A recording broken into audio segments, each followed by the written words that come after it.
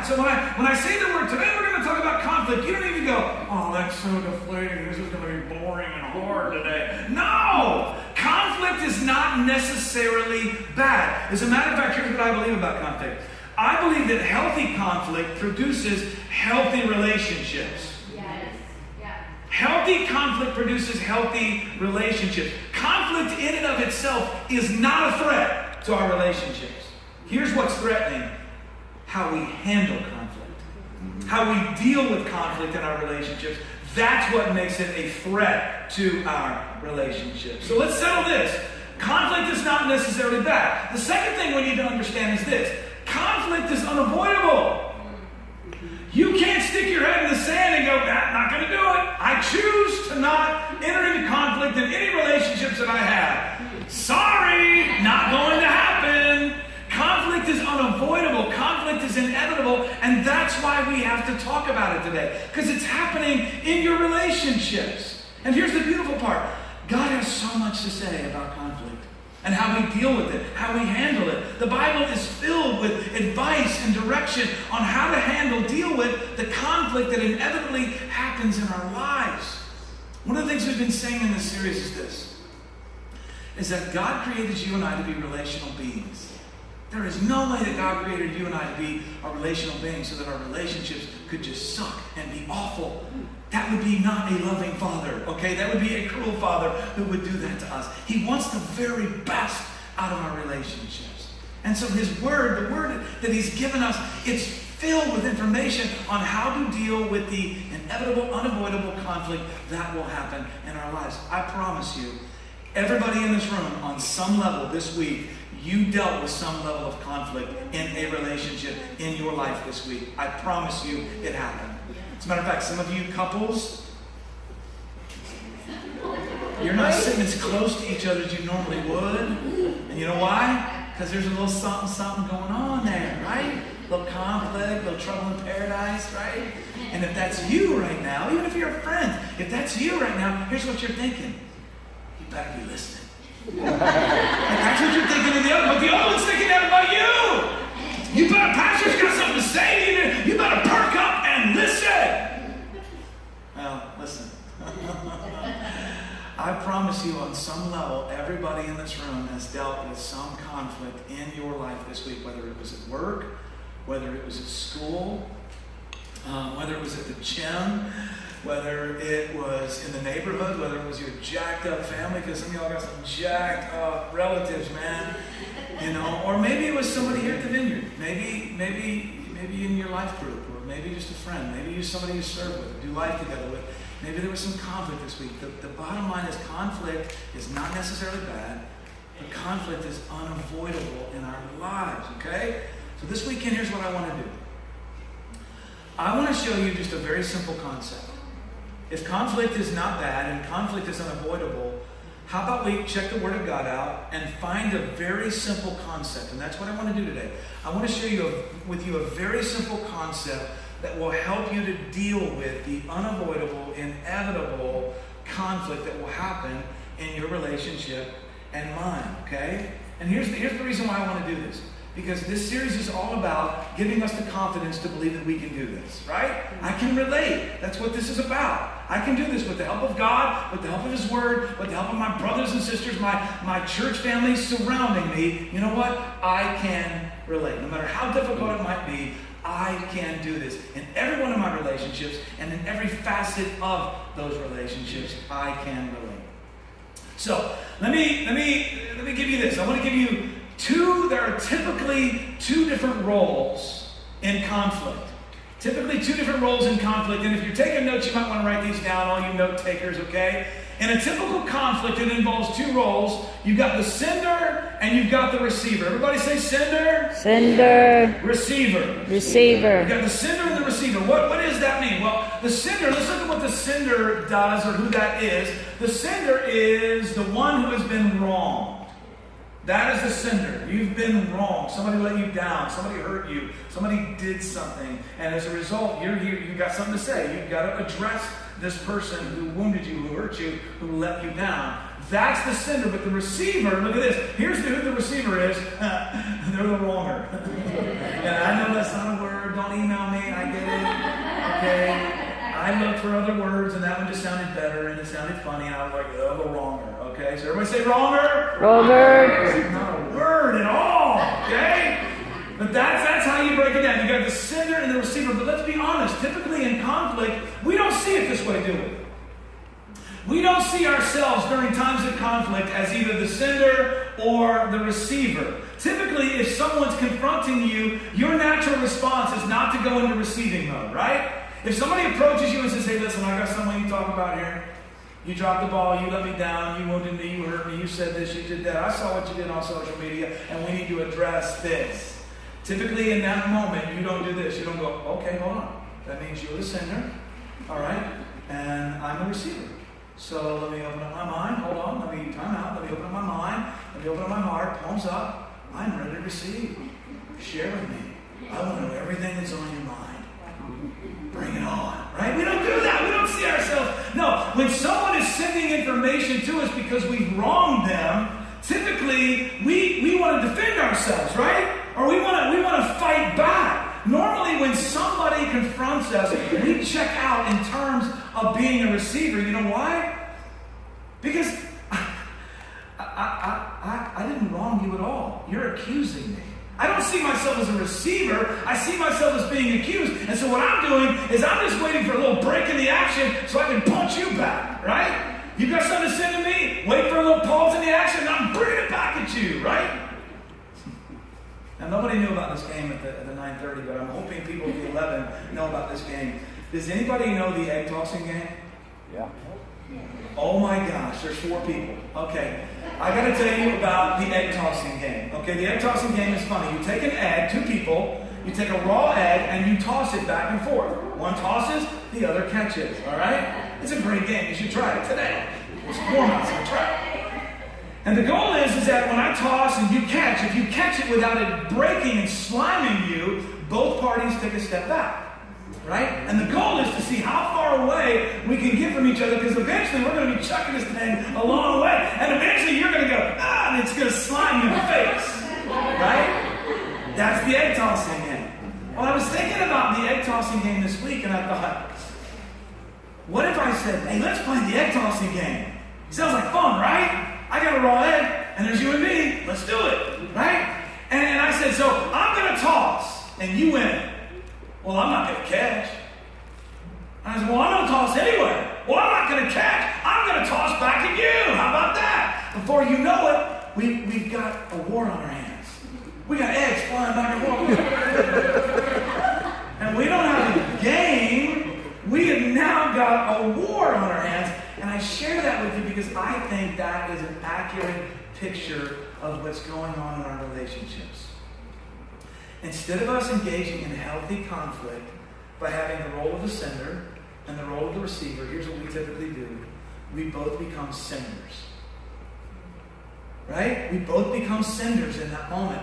And we're sending information. I don't know if it's landing or not, but I'm sending it. And the reason I'm sending it is because no one is willing to take the high road and to become the receiver. And if we're both sending, we've got a war on our hands. And before you know it, we're just at each other's throat. And if we're honest on our relationships, this is one of the reasons why nothing is changing in our relationships. We're both sending and nobody is becoming the receiver. And nothing's getting better. So this weekend, how about we do this? How about we take a deeper look at these 2 roles, the role of the sender and the role of the receiver.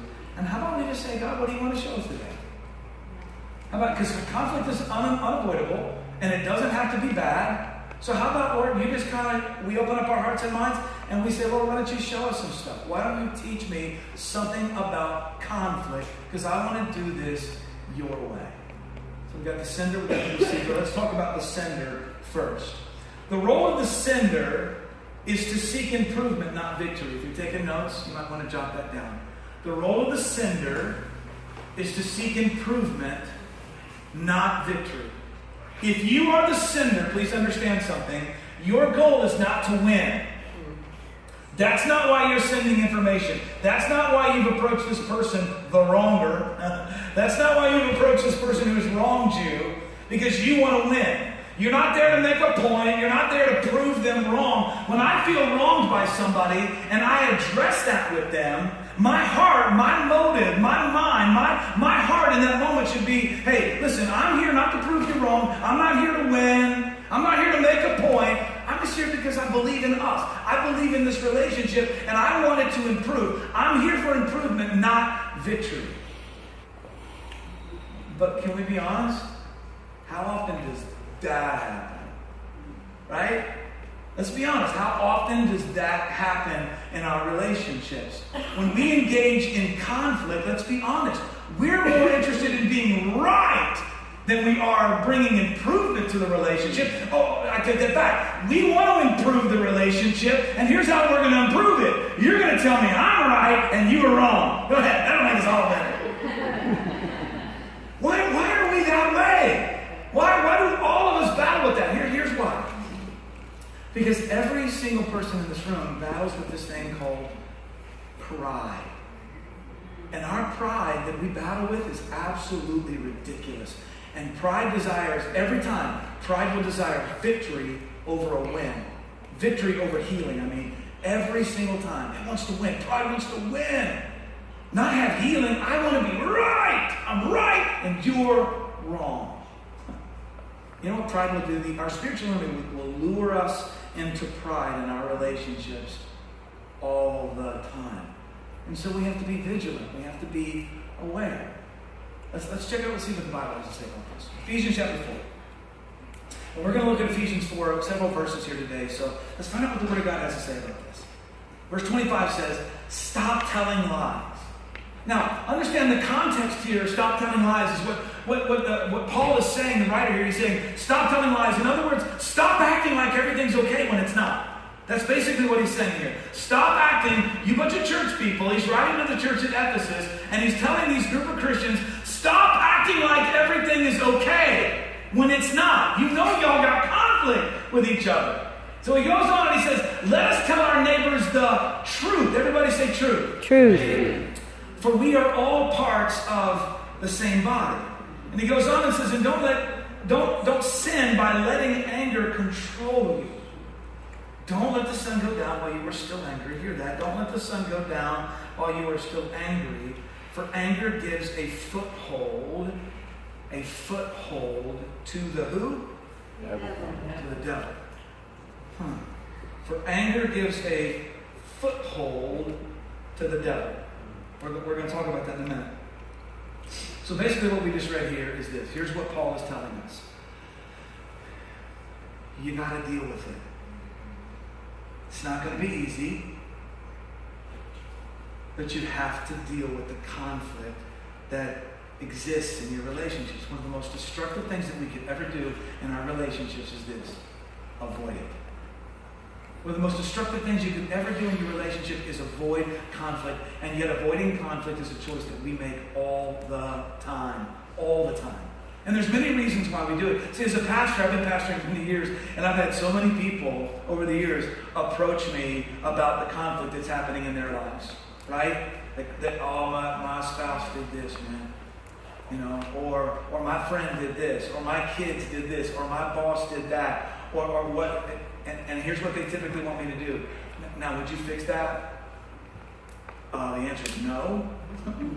I'll be a referee for you, but you got to go deal with the conflict. See, there's all kinds of reasons why we avoid the conflict in our relationships. Some people think, I just don't know how to do it. And I'll give some grace. That's why people come to the church leadership. Like, I don't know how to do this. Would you help me do this? I don't know what's up. Some people, they don't have the courage to do it, right? Or some people, it's just like sheer terror. Oh my gosh, I might pass out if I do this. I don't like confrontation. I might pass out. Or some people, and maybe this is you, some people just don't believe that this type of dialogue is going to get anything accomplished. We're not going to go anywhere, so just act like it didn't happen and move on with your life. So we end up avoiding conflict in our relationships, thinking that it's just going to go away. Let me ask you a question. Has that ever worked with the check engine light in your car? We want it to, don't we? And the check engine light comes on, And we want to check the manual to make sure the check engine, because it doesn't say check engine unless you got an old car. It's like a little symbol or something. You know, why is that little teacup thing? Why are they pouring tea? Is it time for tea? You know, I mean, you got all these symbols, and you want to check your owner's manual to see maybe this is a symbol to say that I'm doing a great job at driving. You know, the check engine light comes on in your car, and you go, "Oh my gosh, I want it to go off now." Just go off now, and you close your eyes. Oh my gosh, go away, go away. Oh, it's still there, still there. Or you turn it off. Turn it back on, and I didn't change anything. Or I'll let you rest overnight, or I'll let you rest in the parking lot at work, and then when I come out, maybe it'll be gone, and then you turn, it's not gone. And if you avoid that dash warning in your car, and you just keep driving, plugging along, eventually you will pay the price for that. It will destroy your car. Avoiding the inevitable conflict that happens in your relationships, and mine too.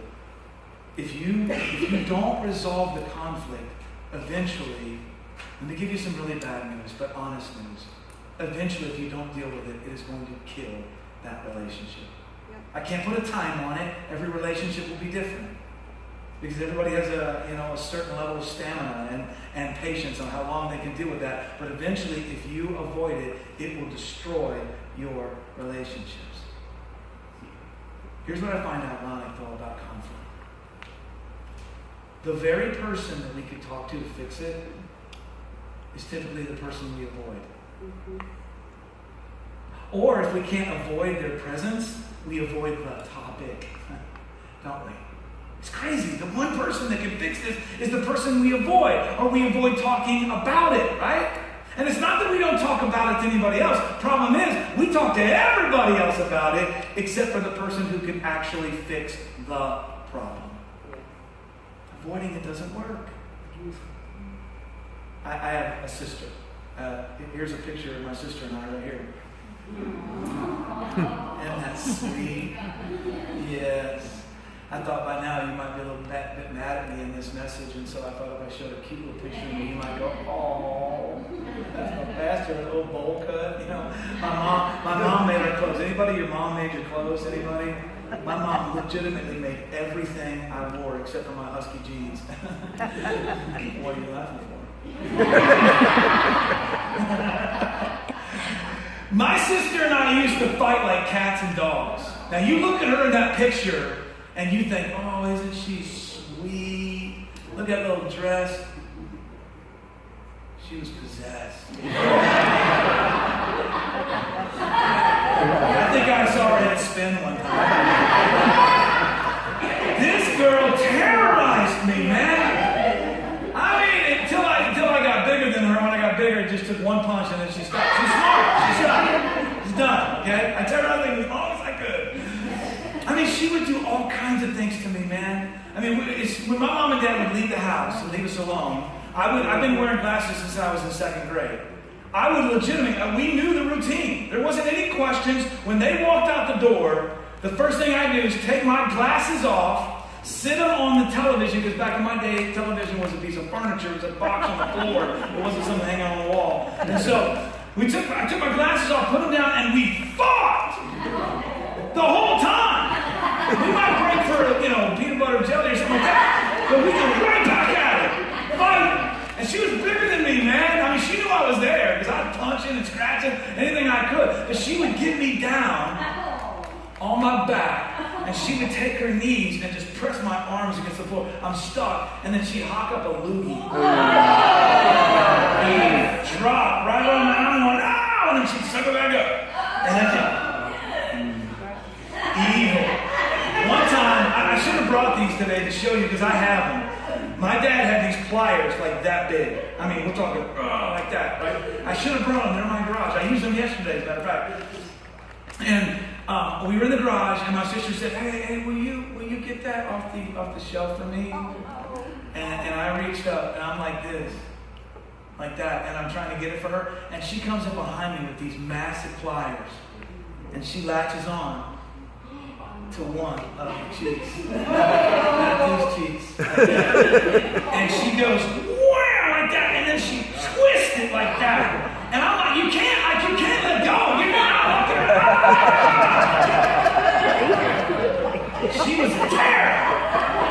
She terrorized me, man. She was evil. But I know what story you want me to tell. I can see it in your eyes. I'll tell you this story. I didn't tell the 9:30 this. So one time my sister, I come home from school, and she's like, hey, you're my brother, and I love you, man. And so today at school, we had this little, we used to have these little, you could go shopping and buy things, at school. And so she said, I bought you a gift. And I was like, oh, wow, so we're going to deal with the conflict. I'm going to do a message about that years from now, This is going to be helpful. And she hands me this little box. It was a box like a necklace would come in. With the little cushion, white little cushion stuff. And I opened it up, and here's what she said. She said, no, listen, I know you love chocolate, and they didn't have chocolate like you love. She said, this is different, though. This is white chocolate. Now, where we lived in the middle of a cornfield on a dirt road. So I didn't know what white chocolate was, man. And so I'm like, oh my gosh, white chocolate? I'm all in. And so I open up the box, and she said, it looks a little bit different, and the consistency is not the same, but you'll love it. Go ahead. And I pull it out, and I start eating it, and she's laughing. You know what I was eating? Excellent. Her toenails.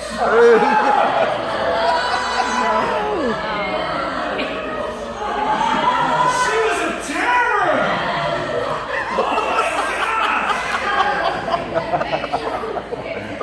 So anyway, we would fight. I don't even know what my point is now. No. She would chase me around the house, and if I could get into a room and shut the door and lock it, everything was cool. Because eventually she would go away. And everything would just, calm down. But if she met me at the door as soon as I was shutting it, and she was able to get a foot in there between the jam and the door, it didn't matter what I did, man. She had leverage on me to get into that room. Now here's my point. Avoiding the conflict that is inevitably going to happen in your relationships, when you do that, here's what you're doing. You're giving a foothold of opportunity to the devil in your relationship. And with his foot in the door in that relationship in your life, here's what he'll do. He'll be really, really patient with you. And he'll wait in your relationship until there is a weak, vulnerable moment, and then he'll pull out that conflict. He'll pull out that thing they did to you, and he'll say, remember what they did to you? You never resolved it. Remember that? Remember what they said to you? Remember what they said about you? Remember that subliminal post they put on Facebook that everybody knew they were talking about you? Remember that? Remember how they betrayed you? Remember how they let you down? Listen, when we allow our spiritual enemy to keep a foothold into our relationships by not dealing with the conflict, think about what you're doing. What you're doing is you're giving authority to the evil one. You're giving leverage to the evil one. Think about it like this. What you're doing is you're relinquishing power to the one who came to steal, kill, and destroy your life. Why would you do that? Why would we ever do that? If you want to get the devil's foot out of your relationships, if you want him to relinquish that foothold, here's what you have to do. You got to deal with the conflict. You got to step into it and deal with it God's way. And as you're dealing with it God's way, believing the whole time that the best is yet to come. The best is yet to come. So here's what the Word of God says. When we enter into conflict, guys, we've got to not only deal with it, we got to deal with it with the right heart. Remember, if you're the sender, you're there to improve. Not there to make a point, you're there to make improvements. You're not there to win, you're there to bring healing. So look at verse 29 of Ephesians 4. The Apostle Paul keeps writing. He says, let everything you say be good and helpful, so that your words will be an encouragement to those who hear them. So you know what that means? That kind of means you can't walk into addressing conflict in your relationship all jacked up on Mountain Dew. You can't do it like, I'm here to tell you,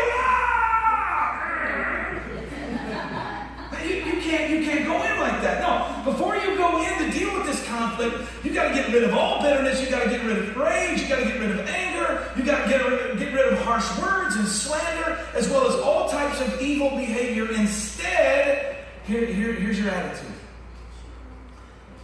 Be kind to each other. Tender-hearted. Forgiving one another, just as God, through Christ, has forgiven you. Now let me dig just a little bit. The harsh reality is that deep down in places that we don't like to talk about, deep down in places we don't like to admit to, there are times in our relationships when we just want to inflict pain. Right?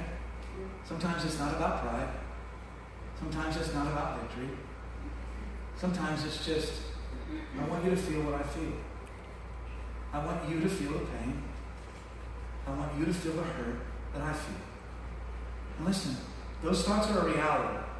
You can look at me with a halo on your head all you want all day long. But it's true. It's true for me and it's true for you. It's true for all of us. And those thoughts that we have from time to time are just proof of how broken we really are apart from God. That's all those are. Those are just signposts showing us how much we need God in our lives. So let me drop the plow just down another notch. What are your thoughts? What are your thoughts toward the person who hurt you? What are they? I'm not asking you to say it out loud. What are your thoughts about that person at work who took your idea and then they got credit for it? They got the bonus, they got the raise, they got the praise, not you. What are your thoughts about that guy who married your daughter, but, he's not treating her very well? What are your thoughts about him? What are your thoughts? What are your thoughts about that person who betrayed you? What are your thoughts about that person who lied to you? What are your thoughts about that person who lied about you? What are your thoughts about that person who put the subliminal post on Facebook who everybody knew it was about you? What are your thoughts about those people that are trash talking you? What are your thoughts about those people that betrayed you and let you down and walked out on you when you needed them the most? Do you really want them to succeed? Deep down, do you really want them to improve? Or deep down, do you just really want them to pay? You know what those are? Those are some really tough questions right there. As a matter of fact, they're so tough that I don't know how many of us are going to be willing to admit to that stuff I just said. I'm not going to ask for a show of hands, by the way, okay? We're not gonna, and here's why we don't want to do that. Is because we don't like to see ourselves in that light. We don't. Here's the light we like to put ourselves in. We like this light. It's a dim light, okay? And it's a light that says, hey, I'm not perfect. We like to set the bar low. I'm not perfect, but doggone it, I'm a good person. That's the light we all love to see ourselves in. But I'm telling you, putting ourselves in this light that I just revealed to us, putting ourselves in that bright light is what reveals our deep need for Jesus. Yeah. Jesus, I need you to come in and I need you to exchange my heart with yours. I need you to do a heart transplant on me. You see, because what we just read in Ephesians 4, the heart of every single follower of Jesus Christ. Now, if you're not a follower of Jesus Christ, you don't have to live up to this. This is for followers. If you're a follower of Jesus Christ, the heart of every follower should be this: kind, tender-hearted, forgiving others, just as Christ has forgiven you. Remember last week we read what Paul said out of Romans? Paul said, don't pretend to love each other. It's kind of what Paul said in Ephesians 4. Stop telling lies. Start telling the truth. Stop beating around the bush. Stop acting like everything's okay. Don't pretend to love each other. No, really, really, really, really love each other. And you might say, well, how do I do that? You just told me that I'm broken. You just told me that I'm sinful. How do I do that? Oh, there's only one way. But there is a way. And here's how you do it. Here's how you're kind, tender-hearted, and forgiving other people. Here's how you do it. You take your heart and you lay it on the altar of God. Your cold, stony, callous, tough, hard heart. And you lay it on the altar of the Lord. And you say, here's my heart. Now give me yours. Yeah. Give me your kind, tender, forgiving heart. It's the only way. This is a supernatural thing. We can't just surrender parts of our heart to Him. He's asking us for the whole thing. God has many reasons to be angry with us today. He does. He could be angry with us because of our unfaithfulness. He could be angry with us because of our pride that makes us think that we're better than other people at times. He could be angry with us because of our arrogance that makes us feel like we don't need Him in our lives. There's many reasons God could be angry with us today. But you know what? He's not. He's not. Many reasons He could be angry with you today, but He's not. As a matter of fact, His heart is kind towards you. And His heart is tender towards you. And His heart is forgiving towards you. And all He's asking from us, and I know it's a big ask, but what He's asking is this: just allow your heart, which has been replaced with my heart, to be kind and tender and forgiving toward others. Even those that have wronged you. When we've been wrong, we have a responsibility as followers of Christ. As the sender, our responsibility is this: I'm here to address this, but I got the right heart and motive. My heart is this: I'm here to make improvements. I'm here to bring healing. I'm not here to win. The second one is this. Let's talk about the receiver. The role of the receiver is to prove that you understand. To prove you understand. The role of the receiver is not to defend. The role of the receiver is not to justify. The role of the receiver is not to counterattack. And understand, these are all natural responses. Every one of those. Defend, justify, counterattack. Those are all natural responses. The role of the receiver is to prove that you understand. That's what the heart of a follower of Christ does. And even if they approach you in an unhealthy manner, it doesn't matter. If somebody is the sender, like you've wronged somebody, and you're the receiver in that moment, it doesn't matter if they approach you with in an unhealthy way or a healthy way. In that moment, your role is this: I'm here to listen. I'm here to listen and prove to you that I understand. Proverbs 18:13 says this: spouting off before listening to the facts is both shameful and foolish. Here's what we got to learn. We got to learn the shut up principle. When you come to me, I can just keep it real. When you come to me about the one thing in my life that you want to nitpick, and all I can do is think about the 8 things that you do that drive me batty, I need to learn the shut up principle. When you come to me about how I've wronged you and you don't have your facts straight, I got to learn the shut up principle. This is a valuable lesson I've learned in my marriage, by the way. This is not the one thing, okay? But this is a valuable lesson I've learned in my marriage. Listen to this. Men, listen up. Just because I'm listening to my wife doesn't give me the right to comment or evaluate the validity of the information that she is sending me. Does that make sense? Just because I'm like, tell me more. Just because I'm listening, doing a great job at listening, that does not give me the right to evaluate or comment on the validity of the information that she's sending to me. No, listening means this. Listening means that I am proving that I hear you and that I understand how you feel. I'm listening and I'm trying to understand how you feel. Now, when Robin comes to me and addresses me and says, hey, you wronged me here, you do this, you do that, typically my response back to her is this: well, I didn't mean to. That was never my intent, right? Because like when she's sharing the information with me, I'm going, oh, I got great news. Oh my gosh, I'm going to do this other thing now. But then in a minute, I'm going to go, I didn't mean to. And here's what I think. For the life of me, I don't understand how that doesn't resolve the conflict. Like, I don't understand when I say that, how she doesn't go, oh, are you really? Are you serious? You didn't mean to hurt me? Oh, my bad. We're all good now. Let's go. make some cookies. I mean, here's what she says to me. She says, well, that's really good that you didn't mean to hurt me, that you didn't intentionally mean to hurt me, because that would make things worse, okay? But it doesn't change how I feel. Just because you didn't mean to hurt me doesn't change how I feel. Feelings, hear me, feelings are legitimate, not because they're valid, they're legitimate because they're there.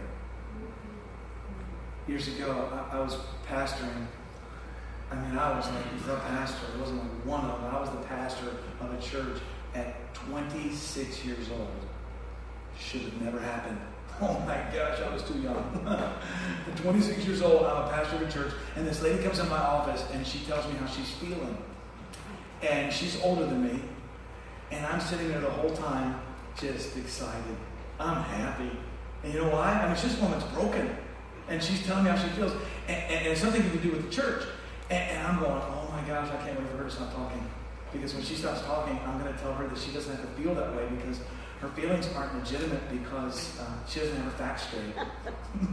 And this is all going to be perfect. I'm going to let her know everything. It's going to be awesome. You don't have to feel that way anymore, honey. You don't. You can just stop it now. We're going to celebrate. We're going to bake cookies together when this meeting's over, because you don't have to feel that way because you don't have the facts straight. You're not living in reality. And that's exactly what I told her when she was finished.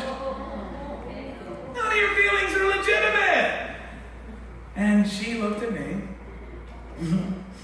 And she said, well, Pastor. And she said pastor like she wanted to use the word son. I was like, well, son. And here's what she said. My feelings are legitimate, not because they're valid. My feelings are legitimate because they're there. Your wife may come to you, gentlemen, and she may say, you don't spend enough time with me. And you're going to be tempted to go, I checked the calendar. It's not true. It's not. Look, I keep a record of all this. I mean, look, we spent time here, and we spent time there, and here, and look, there's one more right there. That's just in a month, honey. Oh my gosh. Look how much I love you. And then at that point, when we prove her wrong, here's what we expect. We expect Judge Judy to appear, drop the gavel down, and say, he's right, you're mistaken. It doesn't work that way. The details, the right, the wrong, those are all minor stuff when it comes to conflict. What matters most is the health of the relationship. If you are the receiver, here's what you have to do. Prove that you're listening. Prove that you understand. Let me finish up. The harsh reality is this. Unhealthy conflict is destroying relationships. That's why we're talking about this today. Some of you have experienced that firsthand in a marriage, with friends, with family, with uncles, with aunts, cousins, brothers, sister, parents, whatever. Some of you maybe had to leave a church that you love dearly because of conflict. How do we limit it? How do we eliminate or at least limit unhealthy conflict from destroying our relationships? How do we do that? Number one, it's not a bad thing. It's not a bad thing. Conflict is not bad. In and of itself, conflict is not bad. What makes conflict threaten our relationships is how we handle it. It's unavoidable, so you've got to deal with it God's way. You've got to see yourself as the sender at times. And as the sender, I'm here to bring improvement, not victory. Sometimes you've got to see yourself as the role of the receiver. I'm here to listen and prove that I understand. So I promised you one thing. One thing from Robin and I's relationship that has kept us together 29 years. Strong, healthy marriage. What is that one thing? Don't go to bed angry. I have a story to tell about that. But I'm not. When I do a marriage ceremony, I read 1 Corinthians 13, the love chapter. It's a chapter in the Bible where it explains how much God loves us.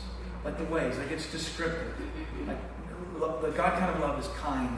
It doesn't envy. It doesn't provoke. It's not easily angered. But when I read it in a marriage ceremony, I read it from the Message paraphrase. And there's one line that says, love keeps no record of wrongs. Oh my gosh, I love that. Love keeps no record of wrongs. And I think about God. Like, you need to understand something about God. God does not have a file cabinet with all the wrongs you've committed, and he can't wait to pull it out and say, oh, look at this. Hold them against you. No, God's love isn't like that. He keeps no record of wrongs, and we shouldn't keep record of wrongs in our relationships. And so I pause, and I say it again. I look at the couple and I say, let me say that one more time. Love keeps no record of wrongs. And my point to them is this. You're going to wrong each other. You are going to let each other down. I promise you. And when you do, somebody's got to take the high road, be the sender. You're there to seek improvement, not victory. And the other, you got to be the receiver, whether you want to or not. You got to humble yourself and say, you know what, I'm here to listen and prove that I understand. The reason I'm so passionate about this is because this is the one thing. This is the one thing that has kept Robin and I's marriage strong and healthy for all these years. Matter of fact, let me sum it up like this. Look at this on the screens. Here's the one thing, if you want to jot it down. The one thing is this. During times of conflict, we've learned to press toward a resolution, not a victory. And some of you are going, really, that's it? Yeah, that's it. That's it right there. We're going to fight. We're going to have conflict. But during those times of conflict, we've learned to humble ourselves, and we're trying to find a resolution. How do we come out of this stronger? How do we come out of this better? I'm not looking for a win. I'm not looking for a victory here. If I could sum it up even more, I would say this. Robin and I have learned how to fight clean. We don't hit each other below the belt. And as a result of that, our marriage is strong and it's healthy. So, what relationship in your life, here's the challenge, what relationship in your life do you need to become the sender? Like in the right way. Some of you have been sending information like, bleh, bleh, trying to prove a point. You're right, come on. This thing will get fixed when you step up and realize you're an idiot. In what relationship in your life do you just need to humble yourself and become the godly sender? That is, I'm here to seek improvement, not victory. In what relationship in your life do you need to be the receiver? You just need to humble yourself and listen. Parents, you need to do this with your kids. It's so easy as a mom and dad to go, you know what, we're right, you're wrong, I'm older than you, and shut your mouth. How about you just try to sit down with your kids and say, let me try to figure out how you feel. Help me understand how you feel. And as you engage in this level of healthy conflict, there's 3 things that you can jot these down. I ask God for these 3 things in my life every day. Wisdom, courage, and kindness. You can't do without that. I told you about that in week 1. I'm bringing it back in week 4 because it's paramount in your relationships. Wisdom, courage, and kindness. We need the wisdom of the Lord. We need God to fill our hearts with His courage. And none of this makes sense if we're not kind. The Bible says it's the kindness of the Lord that leads people to repentance. You want to see change in your relationship? Allow the kindness of the Lord to fill your heart. And it will change things in your relationship. Can I pray with you? Lord, here I am with my friends today at South Campus. We're here because we want to get better. We're here because we want to grow. We're here because we want to improve, Lord. We're here because we want our relationships to change. We want them to be marked by your love. We want them to be marked by your wisdom. We want them to be marked by your courage. And we want them to be marked by your kindness. So Lord, would you give my friends the wisdom of how and when to do this? Would you fill their hearts with courage, Lord, to do this your way? Not just kind of a pumped up, here we go kind of a thing, but just your courage, your loving courage to step into it. And then, Lord, would you fill them with kindness? Help us to be kind and tenderhearted and forgiving in all of our relationships. It's in Jesus' name we pray.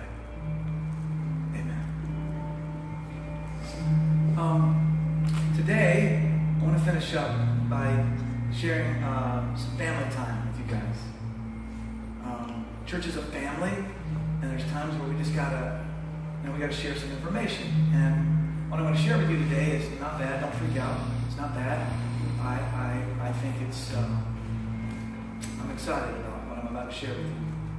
And one of the things I love is I love that I get to work with my family in ministry. First of all, I got a family that I work together with in ministry, but I also get to work with my blood family. Like my son-in-law, he's a campus pastor here at South Campus. That's awesome. I love that. And for the last 7-8 years, I've been able to work closely with my son Cameron. I don't know if you know Cameron. He's our middle son. We got 3 kids. Cameron's our middle son, and he's always here at South Campus. Turns out, 95% of the time, he's either on the drums like he is today, or he's playing guitar, or he's always got a ball cap on. Okay, and I just love that. My son has always been around the church, always. Even in high school, he had an opportunity to do like an internship, and his internship in high school, he would go half the day of high school, and then he came to the church. And he worked mopping floors, whatever it took, man. He's just always been around the church, and I love that about my son. I was in San Diego this year for a meeting. Just so you guys know, the Vineyard is a movement of churches. We have thousands of Vineyard churches worldwide. We have about 650 Vineyard churches in the United States. And I serve as a regional leader. As a volunteer, I do this as a volunteer, I'm responsible for 50 pastors that run from Indianapolis to Cincinnati and down to London, Kentucky. I'm responsible for 50 pastors as a volunteer, leading them, pastoring them, shepherding them. And so I was in San Diego for a meeting of regional leaders and area leaders. That's why I was there. And a friend of mine, who's also a regional leader up in northern Indiana, he came to me and he said one day, he said, hey, he said, man, and this is a really close friend of mine, and he said, man, I'm looking for a student pastor. Do you know of any student pastors? Just anybody. And when he said it, Cameron, my son's face and name came to mind. But I didn't tell him that. I was like, that's my boy. I'm not saying that out loud. Because as of October this year, he's either lived down the street or around the corner for 28 years. So I don't want him going to northern Indiana. Plus, it's Indiana, It's Hoosier.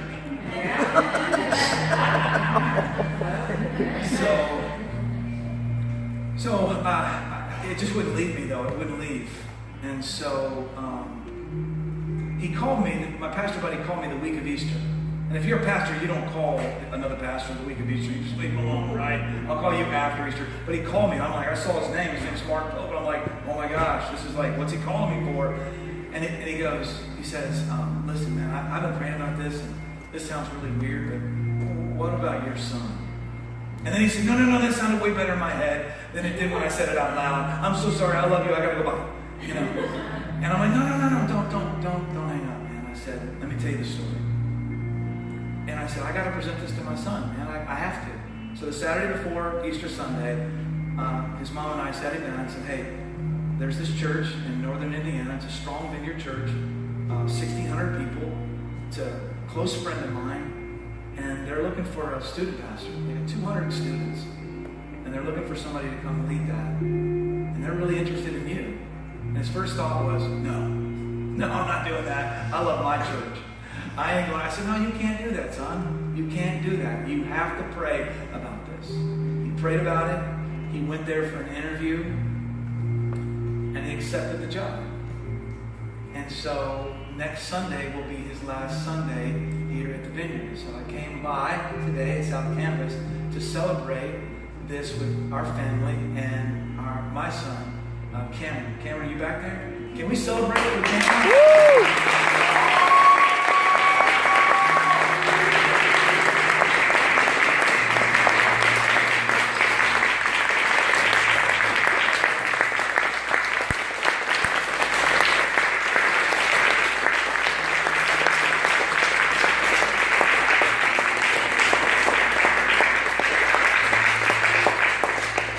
So this is his last Sunday at South Campus. Next Sunday will be his last Sunday with us here at this Vineyard. He'll be up in, it's called Mishawaka, Indiana, South Bend, Notre Dame. But he promises me that first Sunday he's wearing Kentucky blue. Yeah, he'll probably get fired, but it's working. It's working. His mom and I are sad. I want you to know that his mom and I are sad. But we're also very excited for our son. Oh my gosh. The fact that he would put what he wants aside and say, God, whatever you want is more important. And I'll celebrate that all day long. So, Cameron, what do you want to say real quick to your family? Yeah, well, you know, when this situation was presented to me, like you said, my first thought was, no, there's no way. I'm not going to entertain that. I'm not going to think about that. That's not in any way, shape, or form something I want. That's ridiculous. That sounds stupid. And who wants to live in Indiana? But I love this church. I love this family. This is my home. This is where I'm from. This is where everything I know is at. And I didn't want to do it. And as the process continued, and I actually decided to pray, one of the songs that was sticking through my head, I couldn't stop thinking of it. It was a song called Oceans by Hillsong. And if you know the song, some of the lyrics, they say this: you call me out on the water. You call me out among the shores where my feet may fail. And it just kept, that part of the song kept resonating with me over and over again, because when Jesus, when he calls you out on the waters, when he calls you out on the waters, he's not just calling you to do something and be brave. He's not just calling you to walk out of the waters and do something you've never done before. Yeah. Sometimes he's calling you to the stupid. Sometimes he's calling you to the crazy. Sometimes he's calling you to do the things that doesn't even make sense. That's right. That you don't want to do. Like, he wants to step out on the waters by choice. And I started processing. I started thinking. I said, Jesus, are you calling me out on the waters? Are you calling me to just keep my eyes on you? And if that's what you want me to do, then I'm gonna take the step. Yeah. And I'm gonna get out of the boat. And I'm gonna start following you. And I'm not gonna ask any questions. I'm just gonna say yes. Yeah. And so, as some parting words, I want to say this. This is my church. This is my home. I love you guys. I've loved every second being on staff here. And I mean, I don't know what the future holds, but I mean, I want to come back. I want to be here. This is where I want to be. This is where my heart's at. But as I think back over my time of being on staff here, I've been here a long time. I've spent many long nights here. I've slept in that room many times. I've been here till 5. I've fought over this place. I've bled. I've cried. I've poured just sweat and tears into this place. And it was worth it. And I'll always do that. And I'm not going to be gone forever. I'm not going to be gone forever. You'll still see me. You'll still see me around occasionally. But as I leave and I take this new adventure, and I go on this new adventure, I want you guys to know that I still believe, without a shadow of a doubt, that the best is yet to come. Amen. The best is always yet to come, not just for me, but for Vineyard, for you all. Yeah. The best is yet to come. And I can't wait. I can't wait to see what God has in store. I can't wait to get on Facebook, Instagram, Twitter, and see what God's doing in and around Vineyard Community Church. And I'll be a part of it, listen, as much as I possibly can. And I love this church. But guys, listen, the best is yet to come. This isn't bad. This is great. Yeah. This is great. It's different. It's weird. It seems odd. But listen, this is great. This is amazing. This is an amazing opportunity for me. It's an amazing opportunity for me. So I'm just excited just to see what God has in store. Amen. So, Amen.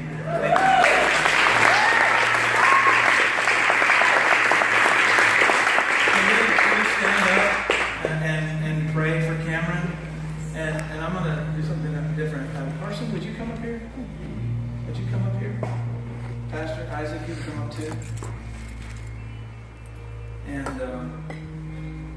Candace, why don't you come up too? Yeah. We're going to send him off. Yeah. I asked Carson up because I know what Cameron means to you. I know how he's invested in your heart and life. And so this is like a thing, you know? We're going to send him. We're never going to be a lid on somebody's potential. We're going to send them off. And Candace, I know how you feel. We can all tell how you feel right now. I know you are. I know you are. And this is your brother-in-law, man. So we're going to send him off. Everybody stretch your hand this way. God, I want to thank you for our brother who means so much to us. This is a family moment, Lord. This is a family moment for us as a church to say, wow, we've watched this kid, some of us have watched this kid grow up before our very eyes. We've seen the call of God on his life, and we've seen that grow and become established. But Lord, you're not finished with him. You've got something so much more. You've got plans to prosper and to give him a hope and a future, Lord. And so right now, Lord, we take the high road here, and instead of holding on, we let go. We let go and we say, step out of the boat. God, thank you for a son that's willing to step out of the boat and walk on the water and say, it can be done. It can be done. So we send him in the name of Jesus Christ, and we say, go and do everything that God is calling you to do. As your heart is open, God, pour into his heart in ways. Raise him up to be the leader that you've called him to be. And we'll cheer him on. We'll cheer him on. In Jesus' name we pray. And everybody said, Amen. Amen. Hey, listen, guys.